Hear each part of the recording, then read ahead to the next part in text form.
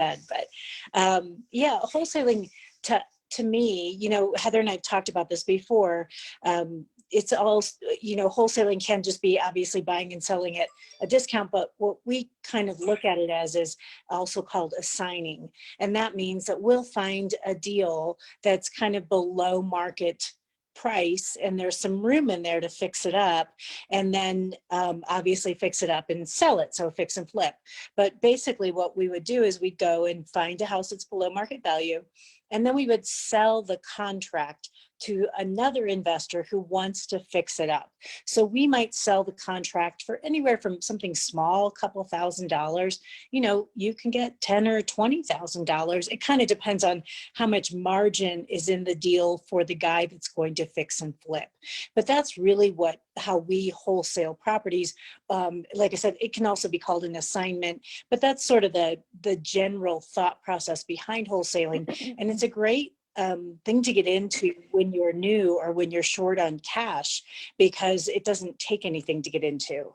It just takes a lot of not even a lot. Sometimes it takes some marketing skills, it takes some time, and it takes some disclosure, because obviously you want to tell your seller exactly what your intentions are. But I like wholesaling is how I started, because I didn't have any money at all when I started. And I, even to this day, if the deal comes across and we don't have the time to do it, a lot of times we'll just sell the paper. So you go, Heather. What else do you want to add to that? Yeah. So to your point, so I think it was probably around, I think it was 2001. And I'd, just been laid off, right? I think I was laid off right before 9/11 happened, actually. So during that sort of window after 9/11, I sort of was like, what am I going to do? And then we watched, one of the famous infomercials, God knows what time in the morning, that we're all playing a lot back then. And my friend, we kind of both watched it, and then got the course. And back then training courses were a couple $100 instead of $12,000 type things. But we got this thing, how to invest with no money out of pocket, and we said, okay, we're gonna make this thing happen.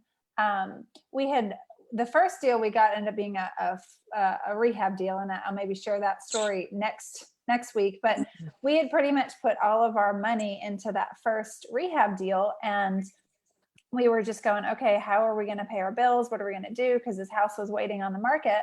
And so then we went to a free seminar. And if you all have ever been to the free seminars, like your local hotels, then at the back end of that, there's an offer. And this particular offer was $4,000 for two of us to go. And when I say we were broke, like zero was up for us. And like zero is the light at the end of the tunnel. We are so in the hole right now. And they went through all the different ways, like, okay, you can borrow money from a friend. And we're like, yeah, our friends are all broke. Take a personal loan. Well, credit was shot. We were just not the picture of financial stability, back 20 something years ago. And so we just got to talking, and we were able to borrow the money. We actually borrowed it from my mother. And, sales 101 is, once you've closed the sale, don't keep talking. And I kept talking, and I said, well, we'll pay you back in a month.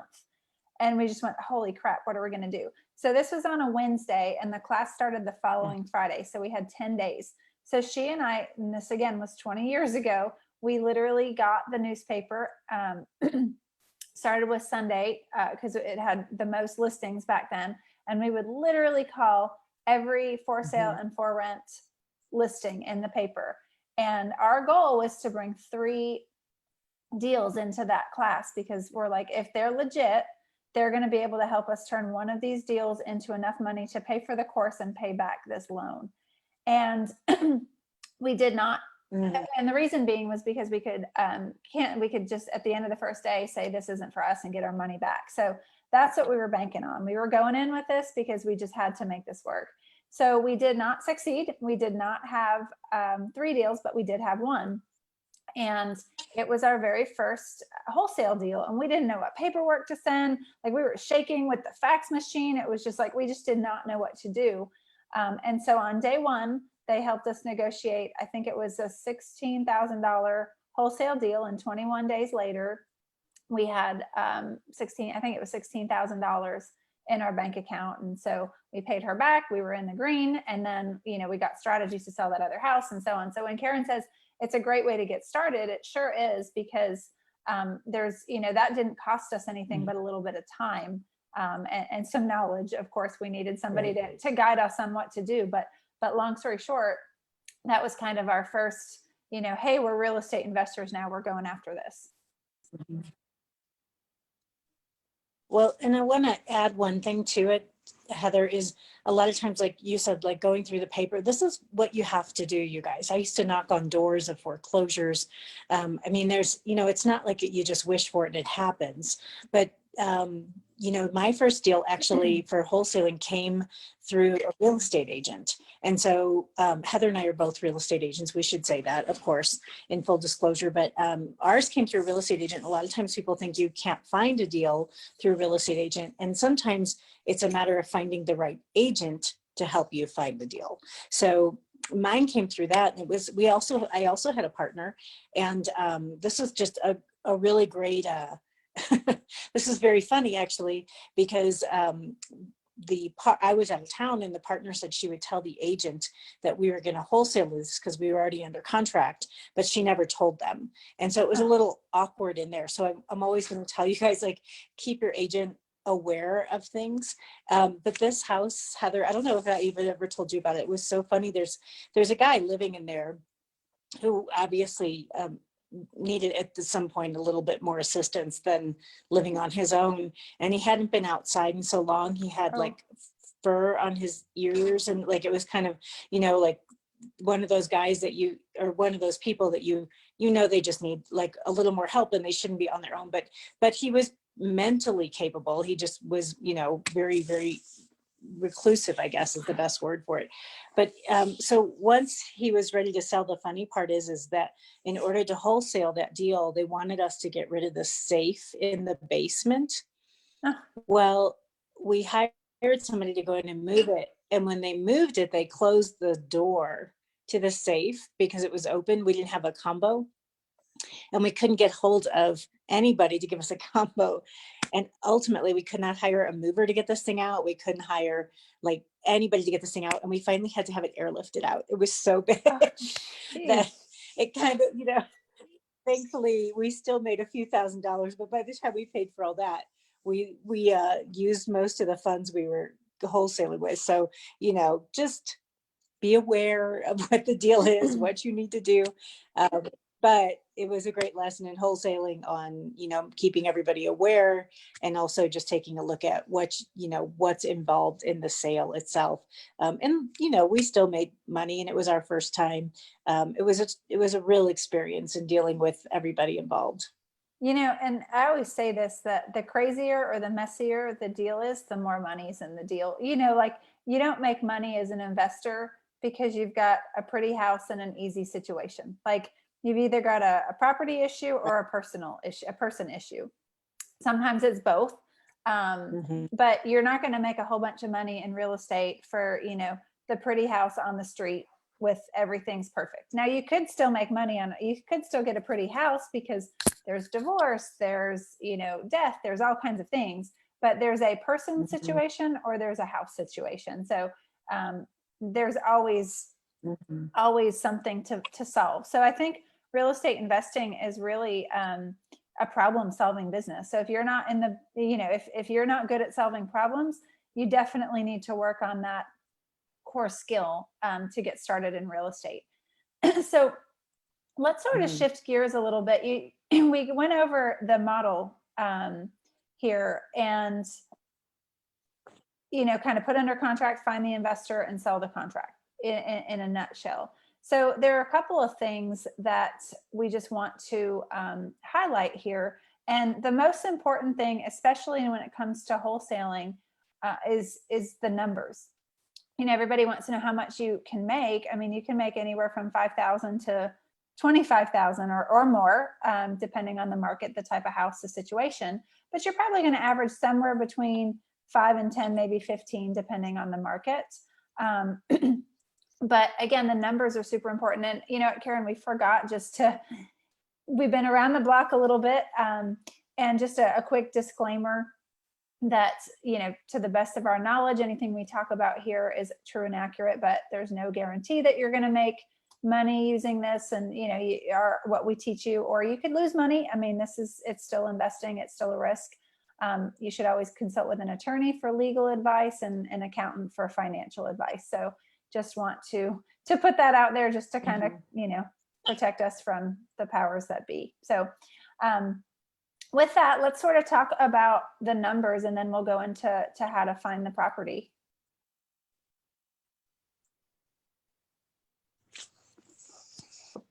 Okay. Yeah, I think that, you know, everybody, and Heather, you and I have discussed this before too, is different people have different formulas, and Heather's may be different than mine, and mine may be different than the guy that I'm selling the paper to, etc. And I think ultimately you just have to decide, you know, is there a formula that's right for you on these? Do you use a percentage on this, Heather, or how do you Still do do your a formula percentage. on wholesaling? Still do a percentage, and then, you know, back our stuff out. Yeah, that's what we do too. We kind of look at the property on the whole. If we were going to fix it up, how much would we sell it for if it were fixed up? And then we back out the cost of the fix up and decide how much margin is in between those two to determine, you know, what we're going to flip it for. So I don't know that we necessarily have a specific percentage, but what we do is we look at the final sales price. We then determine, okay, well, if it's going to sell at 300,000, which, you know, we can't even find a house for 300,000 here anymore. So let's say 500,000, because it tends to be a little more realistic, and say there's I don't know, a $50,000 fix up, but say it's 100,000. I'm trying to start to get a little more realistic with these numbers these days. Yeah. But so say then, you know, you have $100,000 fix up. So now, you know, you have to be able to buy that house at 400 to fix it up to sell it at 500. So, but then that means there's no margin in there whatsoever. You still have your buying costs and your selling costs and your holding costs, which people don't think about. So how much does it cost to buy? Do you have to get a loan? Do you know, all that other stuff. So you have to kind of add that in and say, in order to buy and sell and hold is another, I don't know, 50,000. So now you're at 350 where you have to buy, right? And we still don't have any money in there yet. So if they want to make $50,000, they have to buy at 3, which means you have to buy at, you know, 285, and you can then take $15,000 as far as, you know, your fee on the wholesale. So we kind of back it out. And everybody does a little differently. Do you want to talk about how you do it, Heather? Yeah. So, you know, typically, our model for flipping is 65 to 70% of after repair value. So, you know, and typically rehab investors are going to want to go to those similar numbers. Some markets they may buy higher. So that's why it's super important to know your local market, to know where the numbers sort of need to land for you. You know, so they're paying 80% in your market, then that's a different story. So, but just generally speaking, historically, it's been somewhere in the range of 65 to 70%. And then, like Karen said, you back out the renovation costs to that.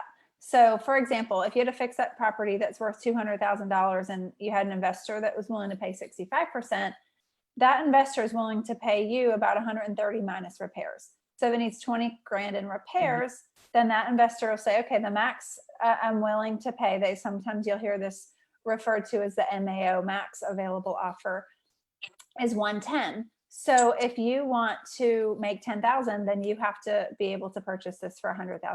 And again, here in Austin, people are buying at 80, 85% now. So those numbers all shift up. But that's just sort of how you do it. Yeah. Like Karen was saying.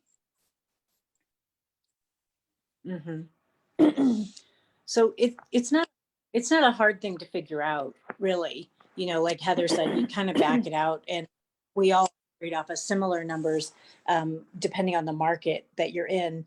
I think the other thing too, Heather, that I kind of wanted to just hit on a little bit today, if we could, is just the marketing that we do to get these kinds of things. Do you want to talk about that?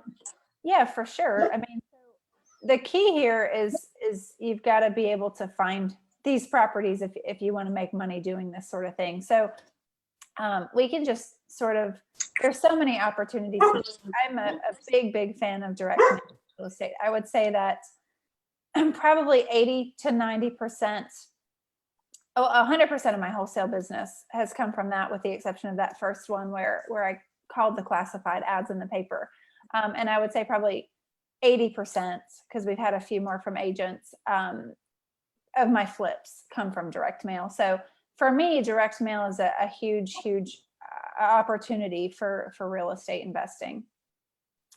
Word of mouth referral, everyone, it was kind of tongue in cheek when I first started, and we were young, we were in our early 20s at the time. So we had no fear, and, thought we were cute going out being silly about it, but we would literally come up to people, hey, do you know anybody looking to buy or sell real estate? And we could just kind of work it into our networking conversations, and just, it was just part of our everyday. And believe it or not, you start to talk to people and you get referrals from people, and you think we did, we're like, oh, we're just kind of being silly and goofy and playing the part, just funny, if you will. But we were actually getting some deals from that. There was one I remember, it was a fixer upper, and I think we made about 40 grand on it. And it was just somebody we had talked to knew somebody that had a situation that had to sell their house. So, that's a big one for us. I don't know, before I go on, I know there's a delay, so I don't know if you have anything to add about direct mail or word of mouth referral stuff yet. Yeah, I would definitely say that, that it's similar for us, just so everybody knows that a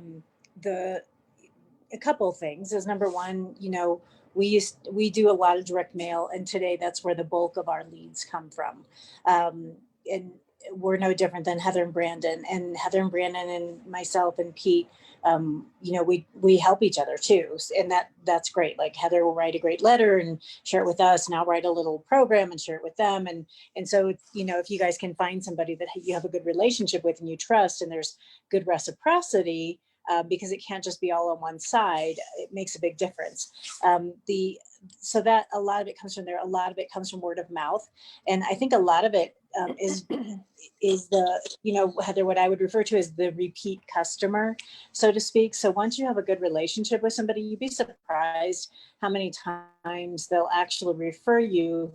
Heather and I see this as real estate agents, but we also see it as real estate investors. And so Pete and I, we really keep in touch with everybody that we have done a transaction with, whether, as long as it was a good transaction, but whether we did a wholesale with them or a flip or bought a rental or whatever, we actually keep in touch with them too. And you'd be surprised. Pete goes to lunch like once a year with a couple people, and just things like that. You'd be surprised how many will send you referrals. So one of the deals that we did, with a gentleman, his son was a police officer. Well, after we did the house for his dad, then a few months later, the son referred another police officer, and then that person referred another police officer. And so it's kind of interesting, but it works, I think, just like a lot of businesses, in that it's just, treat people well, follow up, and you'd be surprised how many people continue to send you that kind of business. Yeah, a couple of things on that. It's kind of funny. One, I love how Heather will send us a letter and I'll send her a whole program. That's about how it works. I don't ever have time to sit down and actually put a whole program together. I'm joking. It just takes me a lot longer, I think, to get that stuff together. It's not true. It's not. I didn't mean it like that. So, but anyway, the point being is that, just letting people know, being proactive, getting yourself out there. Obviously, social media is huge. There's so many avenues between Facebook and Instagram and Pinterest and TikTok and all that. So, my advice for social media is pick one or two and get real good at that instead of trying to do all of them. It's pretty tricky to figure out, how to do them all well at the same time. So that's just kind of, thing about that. Another thing that worked really well, and I don't see it as much anymore, is bandit signs, or like the little white signs that say I buy houses or we buy houses or Yeah. Heather buys houses. Yeah. Those actually work really well. You know, people still look at some of the papers, not so much necessarily like your big, like here in Austin Statesman, there's, you know, not as many people getting that publication and they're, you know, delivered to them. So they're not thumbing through the pages as much for ads. More, a lot of people are getting that content online, but there are like neighborhood papers and, you know, think about the things that you might actually take a look at. They look often more like little magazines than newspapers, but those are still opportunities. Some of the niche markets that I like the most are probate, and we could have conversations about each of these markets down the line. Probate, divorce, foreclosures, except we're just not seeing a lot of those in the areas I work right now because the market's crazy. But there are still basically any type of seller, excuse me, any type of situation where a seller is motivated, you know, personal situation. So, you know, it could be, we're seeing, you know, strange things without getting political. You know, people are very, very polarized on, you know, the police thing. So depending on what's going on in a particular city, they may say, hey, you know what, we're not into this, we're moving. Or other people might say, you know what, we like this, we want to move in. And so it's not necessarily a motivation like we're typically used to seeing, but we're seeing some really crazy things right now. So think about what motivates people to leave. And those things, those are the cases where you're going to find the most motivated sellers, because the house is just kind of a byproduct of the situation, if you will. So, you know, you're looking for people that have a need to sell. Another really good one, and where again I've made most of my money, is absentee owners. And I've always lived in very large states. So, you know, a lot of people say out of state owners. I lived in states where, you know, it takes 10 hours to get, you know, or more from one end to the other. Like when I was in Florida, we were in South Florida. So my general rule of thumb is that the owner needs to be at least 2 to 3 hours away from the property, because it's a big old headache for them to have to manage the property if it's that long of a drive.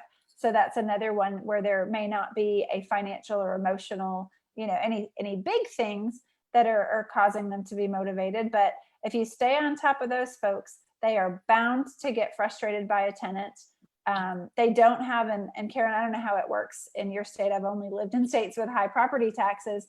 So we have things called, we have a homestead exemption, which keeps our tax rates much closer to your purchase price, or your tax bills and your taxes much lower, basically.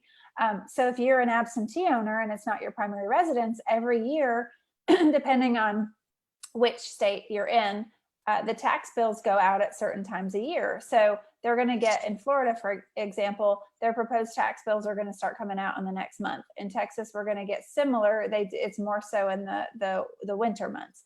So when you know that's going to happen, absentee owners are a great target, because now they see this tax bill. The market, we all know, has been going crazy in a lot of areas. So now their taxes have gone up. They've just been barely breaking even on it. So they say, okay, you know what, talk to me. I'm interested in what you have to say now. So that's probably, that and probate are probably where I've made the majority of my money, if I'm being honest. Yeah.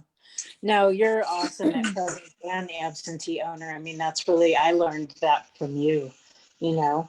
I think just backtracking, you were talking about bandit signs, and I totally forgot about those, to be honest with you, because we haven't done it in a long time. But Because they're I think awful there's a to big, put out. they're awful to put out, but you guys, if you're new, they're a great opportunity because we're not seeing as many anymore. They're And inexpensive. And yeah, they're totally cheap, and you can put them on every single street corner all over the place. And especially on the weekends, like during the week, a lot of times code enforcement will pick them up. So it depends on how many you want to lose, and you know how much the fine is, if it's worth it to you, and all that other Google stuff. Google voice number. Yes, yeah, Heather's absolutely right. But the thing is it's a great opportunity, and Heather said it as well. This is exactly what I used to do. Is everything just said Karen buys houses, and then I had ads that I would run here, which was like the penny saver and thrifty nickel and all that stuff. And I would just do Karen buys houses, and my whole logo was a little bear, because I live in the mountains. So it looked like a big bear carving. And on the front of the bear, it said Karen buys houses. And we did so much business with that. Number one, it's a female name. So I think people thought it was maybe a little safer or more trustworthy. Don't know, but there you go. It was consistent. And I think consistency is key. And Heather would reinforce this as well. As long as you keep doing the same thing over and over, you guys have all heard that, where people have to hear or see something 9 times before they take action. Well, just keep running those little ads in your local paper or on your local, wherever you can. I mean, it might be on social media, I have no idea, but whatever works for you in your area. But it all kind of ties in with those bandit signs. And then we even had little t-shirts made with the bear with Karen buys houses, and people loved them. Like, we would give them away every time, we would do a transaction. People would wear them. It was crazy. But just simple things like that, I think, are so important. And, you can develop something that's really complex as well, and that's great. But sometimes there's strength in simplicity, you guys. And if you just say, you know what, I've got more time than money, well, then go get some bandit signs and get those out there on the weekends. You'd be surprised, over a period of a few weeks, you'll start to do some transactions. Without a doubt, without a doubt. We used to do a workshop. It was a 3-day boot camp, basically. And folks would come in and we'd actually work on the direct mail letter. We would do absentee owners because we had a data source that we would use. And so we would actually have them hand address. So we'd write the letter in class, we'd massage it, do all that sort of thing. And we would print it off in the room. And then that night they had to go back to their hotel room, stuff and address all of them. And then they actually had to give them to us. We stamped them and dropped them in the mail. And every single person that ever went through at least got a couple of calls from us. And we did it to show that you just have to start to get it. And then the other thing that we would also do is bring in bandit signs, and we had everybody do their bandit signs. Now, if they were on an airplane, it was a little bit impractical to take home, but we went through the exercise with, links on where to purchase them. And so the strategy that they left that workshop with was, we know how to do bandit signs, and we have a direct mail piece that works. And that's all you really need. The rest of it, like Karen says, keep it simple. It's so easy. And, I have a technical background. We have a technology and email platform that we actually built and developed, and I didn't code it, but we led the developers. So I feel like I'm pretty technical. I had my master's in usability engineering with, website design as a background. And even now, sometimes I just look at all the technology and just say, I'm so overwhelmed. I can make a web page and I just look at it and go, I don't want to do it. I just don't want to do it. And then you're like, do you use this tool? Do you use that tool? And then by the end of it, your head spins and you don't do anything. So stick with what's simple, and it's going to work better for you. So for the last couple minutes, we want to go ahead. Oh, I was just going to add to that. So, what's interesting about that is that, like, Heather has this very, very detailed and tech savvy background. I'm an actor, so that's my background. That's why like she looks good on camera, and I'm always like, no, but my whole point is like, I want you guys to know that now you're all laughing at me like, oh my gosh, that was your major. Yes, it was. But the thing is Heather and I both have very different backgrounds, and yet we're both able to achieve extraordinary results by doing these very similar things. And that's really the point that I wanted to make. So you don't have to have that heavy tech background. You can be an actor like me. And that, so it's just, so whatever your background, you guys, all you need is momentum. That's what you need. You need momentum to get out there and start doing it. Exactly. And so in the last little bit here, let's talk about just the mechanics. So we've kind of talked about numbers. We've kind of talked about how to find the deals. And so the next step is just getting it under contract. And you'll go to these investor groups, and there's all these, different contracts, and you can find them online. I typically have in the past, use just the state contract. As we mentioned, Karen and I are both real estate agents. I've been licensed in Texas for, I don't know, 5 years or so, in Florida for, I don't know, 15 or 20 years at this point. I don't even know. But the problem now, I think, is that those contracts are getting so long that they can be overwhelming to somebody that's already in kind of a challenging situation. So you can either use those contracts or you can use a simple 1 or 2 page contract. But my recommendation to you is, a lot of times you'll find these contracts online, or you'll go to a course and they'll have these contract packets. States are very, very different. So I would always have whatever contract you want to use reviewed by an attorney in your state, pay a couple $100 and just have that contract kind of signed off on by an attorney in your state, so that there's nothing that's going to come back and get you and bite you in the end on it, because again, every state's different. Do you have a comment on the contract part, Karen?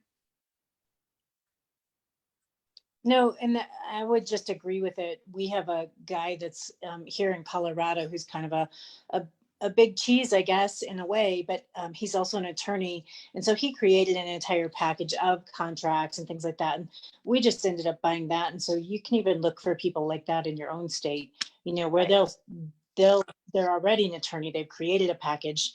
And so, you know, it's just an easy way to go. It doesn't have to be complicated, you guys. And I think I know who you're talking about, and I think I have the package as well. And it's, you know, it's great if an attorney's drafted it, then you just go have it modified for your state. I would probably lean towards one that has had an attorney bless it at some point personally, but that's just me. The next part is the assignment. So this is just a simple assignment of contract. The way that you put this in your actual contract is you just do your name, your company name, whatever, and or assigns. And that is what's going to allow you to assign this to somebody else. And then it's generally just a 1-page assignment of contract that's basically going to say, you know, here's how much, this is the contract I'm referencing, and here's the terms of the deal. And that's pretty much all you really need to do. You know, you put the property under contract with the seller, and then when you find your buyer, then you just do the wholesale or the assignment of contract to that person. So you're not doing another whole contract, and we can get real tricky with simultaneous closes and all this other stuff. But for simplicity's sake, that's really the only 2 documents that you need to do the deal. Yep. And just tell your seller what's going on. It doesn't matter to them. You're a middle person, and you're finding them the best, most credible person in order to finish the transaction. Yeah. And I want to reiterate too here. You know, I don't want to talk about all the different ways, like I mentioned, a simultaneous close. I don't want to talk about all that stuff, but just to reiterate, the strategy is you're literally putting a property under contract, and you're selling the property or the contract really before you ever even close on it. So you're not doing any fix up, you're not doing anything to that effect. Now, some people will also say that wholesaling is when you buy and, you know, just turn around and sell it, but you've actually closed on it. So that's not the definition of wholesaling. You know, it's you're buying and then essentially flipping it. I mean, you're flipping the house at that point. But some people will also refer to that as wholesaling. So just so you know that they may use the 2 interchangeably, but by our definition, wholesaling is literally I put Karen's property under contract, and then I sell the right to purchase that property to Bob over here, and I get my fee in the middle. And so I know the next question you're probably asking before we wrap up here is just, how do you find the buyers? So Karen, I don't know if you might want to take that a little bit or kind of talk about your strategy for finding buyers. Yeah, I can tell you just again, with most things that I do, I don't overcomplicate anything. It's pretty simple. Today we have a database of buyers, obviously, but when we first started, I would attend the local real estate investor club meetings, and I was looking for fix and flip guys. And I would always, you know, and I would talk about it while I was there. I'm like, hey, I have some wholesale properties coming up. And I would just always say that because I knew I was determined to get some. So I always had some coming up, and, you know, who's looking for a good fix and flip. And so I would literally shop the local real estate investor groups in order to get my guys. And I mean, I think you can do a lot of things. I think you can go online. I think you can post on social media that you have them. I think you can, you know, there's a lot, but that was really the way that I did it. It was very simple. And so today we still often flip to some of those very same investors. Well, and that's just it. I mean, you want to keep your pipeline of investors because if they're real investors, they're going to be doing this for a long time. And I'll give one other strategy to find your buyers.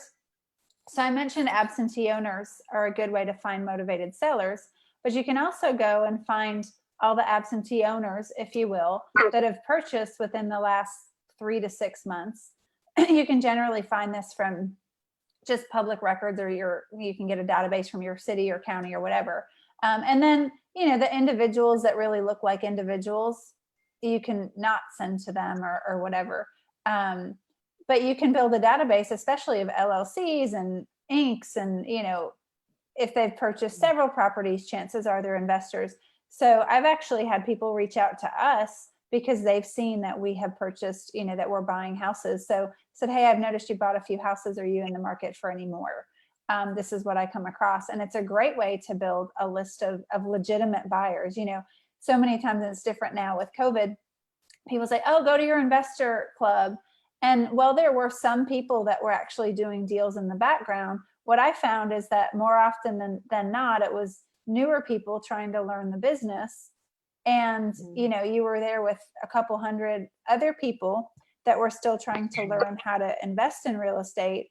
And only a handful of people might actually have the money or ability to do deals. Now, it's great to go find hard money and those kinds of folks, but I felt like the people that are out there, you know, actively buying aren't going to those meetings every single month. And by the way, not to mention, we're not having those right now. So it's not really an option anyway. So, I mean, that's sort of the nutshell. There's little things, you know, you've got to factor in, like, how are you going to show the property to prospective buyers? You know, qualifying that buyer to make sure that you're going to get paid, you know, and then obviously, you know, getting out of it. And Karen mentioned in detail at the beginning about just being upfront. Like, don't try to sneak things around and think nobody's going to figure it out. Just be forward and upfront. You know, there's things that happen and deals are crazy. And if you're just honest with people, they're going to really appreciate that. Mm-hmm. I totally agree. It's the only way to run your business, you guys. And then the last thing I would say is, you know, run your business like a business. There's things that Heather will tell you that work for her, things that I've told you that work for me. Some things will work for you guys, some things won't. You know, so you have to, like when Heather's talking about real estate investment clubs, you know, they're different everywhere. And we both know because we've both spoken at different ones throughout the country. And, you know, there's one or two here that are super powerful. And then there's some that are all newbies, like Heather said. And so you know, just run your business like a business and figure out number one, what marketing avenues you'll be consistent with. And that's really important. Don't just try to, you know, oh, I can do this and this and this. Just pick 3 or 2 things that you'll do consistently and get them done. And that way, that's how you'll start to see consistent business come in. But run your business like a business. Keep a database, keep track of things, find out how those leads came in so you can do more of that kind of marketing and so on. It's not a complicated thing to do, and you guys can make some good money, but just stay on top of it, because then you'll be ahead of 95% of the other people anyway. Absolutely.